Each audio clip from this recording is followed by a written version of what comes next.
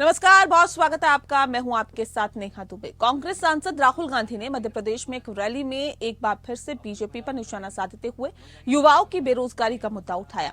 सतना में एक जनसभा को संबोधित करते हुए राहुल गांधी ने कहा कि जिस भी राज्य में बीजेपी की सरकार है, वहां के युवाओं के सामने बेरोजगारी की गंभीर समस्या है। राहुल गांधी ने इस दौरान भारत जोड़ो यात्रा का जिक्र करते हुए कहा कि उस दौरान मैं जिस भी राज्य से होकर गुजरा, वहां के युवाओं ने मुझसे सबसे ज्यादा रोजगार को लेकर अपनी चिंता प्रकट की। राहुल गांधी ने इस दौरान कहा कि कांग्रेस की सरकार मतलब गरीबों की सरकार और बीजेपी की सरकार मतलब बड़े उद्योगपतियों की सरकार। उन्होंने कहा कि जीएसटी देश में केवल गरीब वर्ग के लोग दे रहे हैं और ये गरीब वर्ग ओबीसी, दलित, सामान्य वर्ग के कमजोर लोग हैं। राहुल गांधी ने कहा कि केंद्र की बीजेपी सरकार इन गरीबों से जीएसटी लेती है और बैंक के माध्यम से उन पैसों को देश के 3-4 उद्योगपतियों को पकड़ा देती है। राहुल ने ओबीसी के मुद्दे पर भी मोदी सरकार को घेरा। जहां भी मैं गया, जहां भी बीजेपी की सरकार थी, सारे के सारे युवा हम तो बेरोजगार हैं। देखना चाहते हो तो मैं दिखाता हूं। यहां पे बेरोजगार युवा जो हैं, हाथ उठा के दिखाइए। ये देखिए, हो गया काम। तो प्रदेश में जहां भी देखो बेरोजगार युवा आपको मिलेंगे। और जब मैं, भैया एक सेकंड बोलने दीजिए, और जब मैं उनसे पूछता था, अच्छा रेलवे स्टेशन में मुझे एक युवा मिलता है,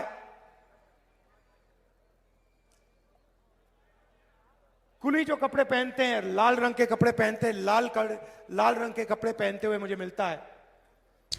वहीं मध्य प्रदेश विधानसभा चुनाव से पहले कांग्रेस ने बागियों पर बड़ी कार्रवाई की है। भोपाल की उत्तरी विधानसभा में अधिकृत प्रत्याशी की बगावत करने वाले और निर्दलीय प्रत्याशी की मदद करने वाले 18 लोगों को कांग्रेस ने पार्टी से निकाल दिया।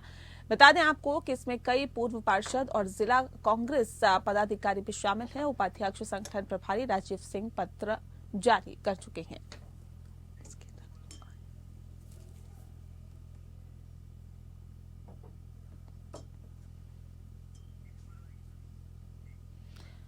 जबलपुर में शासकीय बाल गृह और संप्रेक्षण गृह के बच्चों द्वारा दिवाली के उपलक्ष्य में अनेक कलात्मक चीजें बनाई गई।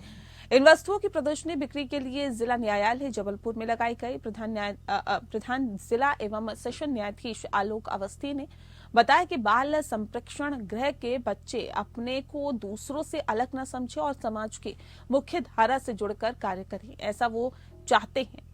यही वजह है कि बाल संप्रेक्षण गृह के बच्चों को आर्ट एंड क्राफ्ट का प्रशिक्षण देकर उन्हें अच्छे कामों में लगाया जा रहा है, ताकि वो समाज की मुख्य धारा में अपने आप को जोड़ सके। बाल संप्रेक्षण गृह को चलाने वाले लोगों का कहना है कि बाल संप्रेक्षण में उन बच्चों को रखा जाता है जो नाबालिग अवस्था में अपराध कर यहां आते हैं और जब तक वो 18 साल के नहीं हो जाते तब तक उन्हें बाल संप्रेक्षण गृह में रखकर art and craft, TV, mobile repairing सहित अन्य चीजों की ट्रेनिंग दी जा रही है। भाजपा नेता बृजमोहन अग्रवाल द्वारा अपने ऊपर हमले के दावों को प्रदेश कांग्रेस संचार विभाग के अध्यक्ष सुशील आनंद शुक्ला ने कहा है कि उनके ऊपर कोई हमला नहीं हुआ है। ये चुनाव हारते हुए प्रत्याशी की नई नौटंकी है। बृजमोहन अग्रवाल का सारा चुनावी मैनेजमेंट महंत रामसुंदर दास की सरलता और निश्चलता के सामने फेल हो गया है। बता दें आपको कि बृजमोहन अग्रवाल का दक्षिण से चुनाव हारना तय है, ये भी कहा गया। साथ ही साथ ये भी कहा गया कि दक्षिण की जनता ने अब की बार बृजमोहन से छुटकारा पाने का मन बना लिया है। दक्षिण से कांग्रेस की प्रत्याशी महंत रामसुंदर दास सरल, सहज और सहृदय संत है। वे छत्तीसगढ़ के सबसे बड़े धर्मगुरु हैं और उनकी मधुभाषी आचरण से रायपुर दक्षिण विधानसभा क्षेत्र के मतदाता उन्हें हाथों हाथ ले रहे हैं। क्षेत्र की महिला पुरुष सभी महंत जी की जीत सुनिश्चित करने के लिए प्रतिबद्ध है और दक्षिण क्षेत्र में ही मुख्यमंत्री भूपेश बघेल की चुनाव प्रचार कार्यक्रम भी था। बृजमोहन अग्रवाल दक्षिण विधानसभा क्षेत्र से चुनाव हार रहे हैं। चुनाव हारने की बौखलाहट में वे अपने ऊपर हमले की एक नई कहानी गढ़ रहे हैं। कांग्रेस के प्रत्याशी महंत श्री रामसुंदर दास की लोकप्रियता, उनकी निश्चलता के सामने बृजमोहन अग्रवाल का सादा चुनावी मैनेजमेंट फेल हो गया है। तो बृजमोहन अग्रवाल अब इस प्रकार की नई नौटंकी करके सहानुभूति पाने के उद्देश्य से अपने लोगों के माध्यम से ही हमले की नौटंकी करके नई कहानी गढ़ रहे हैं। 17 तारीख को रायपुर में मतदान होने वाला है। इस बीच स्थिति भी उग्र होती जा रही है। राजधानी रायपुर की बात करें तो रायपुर दक्षिण के विधायक और पूर्व मंत्री बृजमोहन अग्रवाल जब देर शाम बैजनाथ इलाके में दुकानदारों के बीच में प्रचार कर रहे थे, तब युवकों ने उनके समर्थकों के साथ धक्का मुक्की की, जिससे कि भारतीय जनता पार्टी के कार्यकर्ता भी उग्र हो चुके हैं और उन्होंने मांग की कि 5 और 6 युवकों को तत्काल गिरफ्तार किया गया। गुस्साए भाजपा के कार्यकर्ता ने बृजमोहन अग्रवाल और भारतीय जनता पार्टी के साथ सभी नेताओं के साथ कोतवाली थाने का घेराव कर दिया है। बृजमोहन अग्रवाल ने कहा है कि मुझे प्रचार से रोका जा रहा है और रायपुर महापौर के इशारों पर मेरे ऊपर जानलेवा हमला किया गया। भारतीय जनता पार्टी की 3 तारीख को सरकार अवश्य बनेगी, इससे विचलित होकर कांग्रेस हथकंडा अपना रही है। उन्होंने आक्रोशित होते हुए कहा कि लोकतंत्र में प्रचार प्रसार करने की सभी दलों को अनुभूति होती है और ऐसे में जनता के बीच में जाकर अपनी बातें रखने का सभी को हक है। इस प्रकार की ऊंची राजनीति करके कांग्रेस छत्तीसगढ़ का वातावरण को खराब कर रही है और हमारी सरकार बनते ही ऐसे सामाजिक तत्वों को जरूर बुलडोजर इन पर चलाया जाएगा।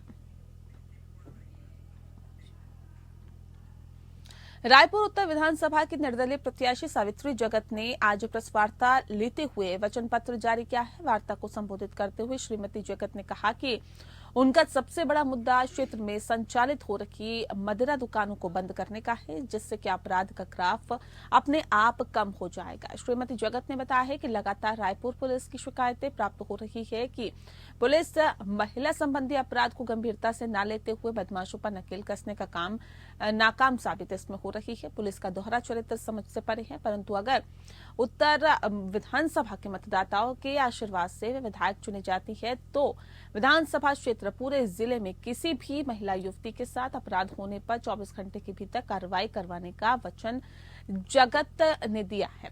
जगत ने अपराध की जीरो टॉलरेंस नीति के साथ ही उत्तर विधानसभा की तरक्की की बात भी कही।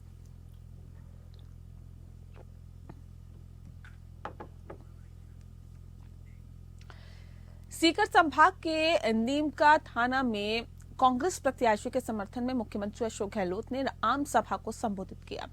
भगवान राम सेना के पक्ष में मतदान करने की अपील की गई। बता दें आपको कि मुख्यमंत्री अशोक गहलोत ने कहा है कि उन्होंने अपनी योजना के माध्यम से आम जनता का ध्यान रखा है। आमजन की कल्याणकारी योजनाओं के लिए कांग्रेस को उन्हें प्रदेश में स्थापित करें और कांग्रेस के पक्ष में मतदान करें।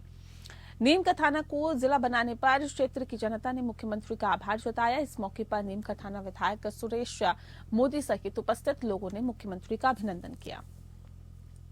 तो मैं समझता हूँ ओवरऑल मिलाकर देखें कि बीजेपी बारे में कोई इश्यू नहीं है खिलाफ बोलने का, नॉन इश्यू को इश्यू बना रहे हैं और अब वो समझ गए कि हमारी दाल गल नहीं रही है, हम इनको जवाब दे नहीं पा रहे हैं। पहले 10 गारंटी हमने इम्प्लीमेंट कर दी, सरकार की साख जमी, अब 7 गारंटी की हमने बात करी है उससे और वो घबरा गए हैं। घबरा करके अब वो जो आरोप लगा रहे उसमें मैं जाना नहीं चाहता, उनमें कोई दम नहीं है, ये बात मैं कह सकता हूँ। टोंक विधानसभा चुनाव को लेकर सचिन पायलट ने कहा कि लोगों का विधानसभा चुनाव, लोगों का रुझान कांग्रेस की तरफ दिख रहा है। राजस्थान में फिर कांग्रेस की सरकार बनने जा रही है। पायलट ने कहा कि हार के डर से बीजेपी के बड़े नेता अभी राजस्थान के दौरे पर आ रहे हैं और बड़े बड़े भाषण दे रहे हैं, लेकिन बीजेपी के नेताओं की दाल गलने वाली नहीं है और बीजेपी के बड़े बड़े भाषणों को जवाब जनता ही देगी। और मुझे लगता है कि कार्यकर्ता बहुत उत्साहित है और सबसे ज़्यादा अच्छी बात यह है कि मतदाताओं के अंदर एक रुझान है कांग्रेस के पक्ष में। इसलिए शहर हो या गांव हो, सब जगह अच्छे माहौल में हम लोग काम कर रहे हैं। अभी चुनाव में समय, लेकिन लगातार जो मैं लोगों के बीच में जो भावना देख रहा हूँ उसे देखकर मैं आश्वस्त हूँ कि यहाँ पर भारी जीत कांग्रेस पार्टी की होगी और प्रदेश में भी लगातार जो माहौल है वो कांग्रेस पार्टी के पक्ष में बनता चला जा रहा है।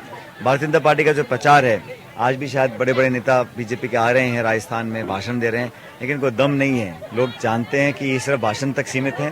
काम करने वाली पार्टी कांग्रेस पार्टी है और इस बार पहले से ज्यादा बहुमत लेकर हम लोग सरकार राजस्थान में बनाएंगे। बढ़ते हैं, झारखंड के प्रतिपक्ष के नेता अमर बाउरी ने दावा किया है कि 5 राज्यों में हो रहे विधानसभा चुनाव में 4 राज्यों में भाजपा की सरकार बनेगी, जबकि तेलंगाना में भारतीय जनता पार्टी मजबूत स्थिति में उभर कर सामने आएगी। उन्होंने इंडिया गठबंधन पर हमला करते हुए कहा कि गठबंधन के सभी नेता मोदी फोबिया से ग्रसित है और इनका उदाहरण बिहार के मुख्यमंत्री नीतीश कुमार है। ये बातें प्रतिपक्ष नेता ने बोकारो में मीडिया से बातचीत करते हुए कही है। अमर बाउरी ने कहा है कि उन्होंने कहा कि देश अब विकास की गति में आगे बढ़ चुका है। प्रधानमंत्री नरेंद्र मोदी की अगुवाई में देश संकल्पित होकर नवनिर्माण के लिए आगे बढ़ा।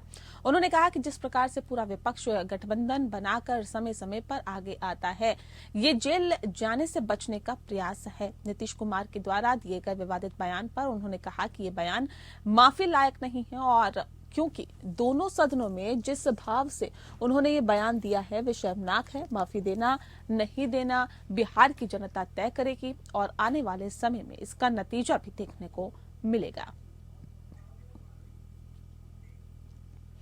प्रदेश राष्ट्रीय जनता दल कार्यालय में मनिका विधानसभा से भाजपा प्रत्याशी रहे रघुपाल सिंह ने अपने समर्थकों के साथ आरजेडी की सदस्यता ग्रहण की है। इसमें मुखिया पंचायत प्रमुख व उप प्रमुख समेत भाजपा के कई कार्यकर्ता शामिल थे। प्रदेश आरजेडी अध्यक्ष संजय सिंह यादव, मंत्री सत्यानंद भोक्ता, पूर्व मंत्री सुरेश पासवान व चतरा लोकसभा के पूर्व प्रत्याशी सुभाष यादव ने संयुक्त रूप से इन्हें पार्टी की सदस्यता दिलाई। बता दें आपको कि मिलन समारोह के दौरान पूर्व सांसद कामेश्वर बैठा, उपाध्यक्ष श्यामदास सिंह, अनीता यादव, लक्ष्मण यादव, युवा आरजेडी अध्यक्ष रंजन यादव, मुख्य प्रवक्ता डॉक्टर मनोज कुमार आदि मौजूद थे।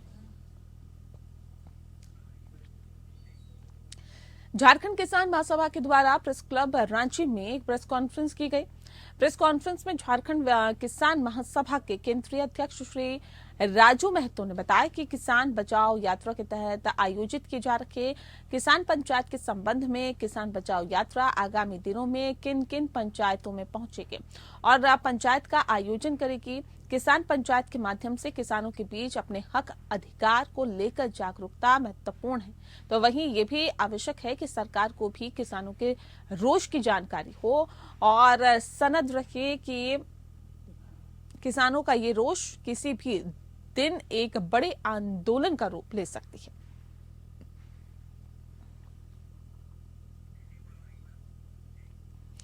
बोकारो जिले में बड़े पैमाने पर वन भूमि में अतिक्रमण हो रहा है। इसके लिए वन विभाग भी अपने स्तर से वन भूमि को चिन्हित कर कार्रवाई करने का मन बना चुका है। ऐसी ही एक सूचना पर बोकारो थर्मल क्षेत्र में वन प्रमंडल पदाधिकारी रजनीश कुमार के निर्देश पर वन भूमि को चिन्हित करने का काम किया जा रहा है। वन विभाग को सूचना मिली थी कि बड़े पैमाने पर बोकारो थर्मल क्षेत्र में वन भूमि में अतिक्रमण करके घर बनाए जा रहे हैं। इसकी सूचना पर मौके पर पहुंची वन विभाग की टीम पिछले 2 दिनों से वन विभाग के जमीन को की मापी के करते हुए घरों के चिन्हित कर रही है और अतिक्रमणकारियों को जल्द से जल्द घरों को हटाने का आदेश भी दे रही है। बेसिकली हम लोग को सूचना 3 दिन पहले मिली कि कुछ घर झुग्गी झोपड़ी वन भूमि में बनाने का कोशिश कर रहे हैं। हम लोग अतिक्रमण के बिल्कुल सख्त हैं। जो भी अतिक्रमण करेंगे उनके विरुद्ध सख्त कार्रवाई की जाएगी। जो लोग भी कोशिश करते हैं या किसी के बहकावे में आके घर बनाने का प्रयास करते हैं, अधिनियम के तहत उनके घर को हटाया भी जाएगा और जो कॉस्ट सरकार को लगता है वो भी उनकी भरपाई करनी पड़ेगी। इसलिए वहां पर सभी जो लोग हैं उनसे अनुरोध है कि कोई किसी को वहां पर वन भूमि का अतिक्रमण नहीं करने दें। अगर कोई अतिक्रमण करता है जल्द सूचना दें। हमारी टीम वहां कल ही पहुंच गई है, वहां पर नापी की जा रही है। जो भी उसके जद में आएंगे, जिन्होंने भी प्रयास किया अतिक्रमण करने का, उसके विरुद्ध हम लोग बिल्कुल सख्त है और सख्त से सख्त कार्रवाई करेंगे। कितना घर है, कितने जमीन पर? अभी नापी चल रही है।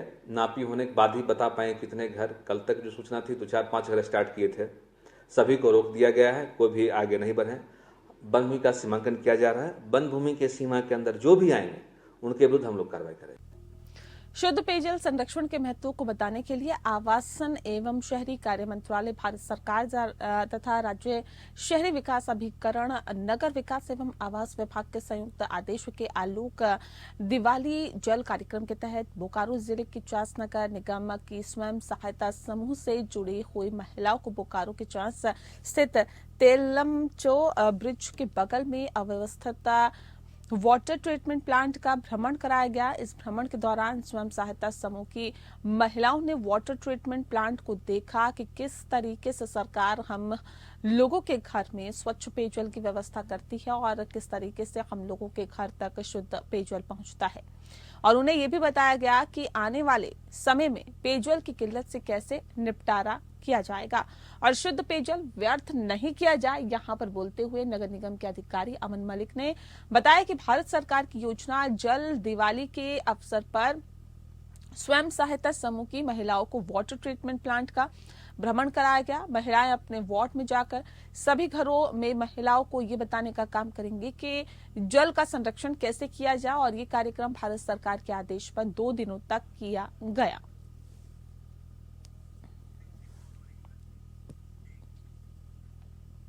वहीं बिजनौर के अफजलगढ़ क्षेत्र में उस वक्त चीख पुकार मच गई जब कार चलानी सीख रहे एक लड़के ने स्कूल जा रही 2 लड़कियों सहित 6 लोगों पर कार चढ़ा दी, जिसमें 2 स्कूल की छात्रा सहित एक व्यक्ति की हालत नाजुक देखते हुए डॉक्टर्स ने उन्हें हायर सेंटर रेफर कर दिया। उधर सड़क हादसे की खबर सुनकर घायलों के परिजनों का रो रो कर बुरा हाल है। बता दें आपको कि ये दर्दनाक सड़क हादसा बृहस्पतिवार के सुबह करीब 9 बजे अफजलगढ़ के गांव मेघपुर में हुआ है, जहां पर एक लड़का काले कलर की सेंट्रो कार चलाने सीख रहा था। इस दौरान कार चला रहे लड़के से कार के ब्रेक नहीं लगे, जिसके कारण स्कूल जा रही 2 लड़कियां हिमानी पुत्री राजेंद्र निवासी गांव मेघपुर और कमलजीत पुत्र दिनेश कुमार निवासी मेघपुर के ऊपर चढ़ गईं, जबकि अहमद अली, सलीम, मोहम्मद अली और एक बाइक सवार व्यक्ति भी कार की चपेट में आ गया। बता दें कि दोनों छात्रा एवं एक व्यक्ति की हालत गंभीर बताई जा रही है, जिसको बिजनौर के लिए रेफर कर दिया गया है, जबकि 3 लोगों को पुलिस ने अफजलगढ़ के सरकारी अस्पताल में ही भर्ती करा दिया।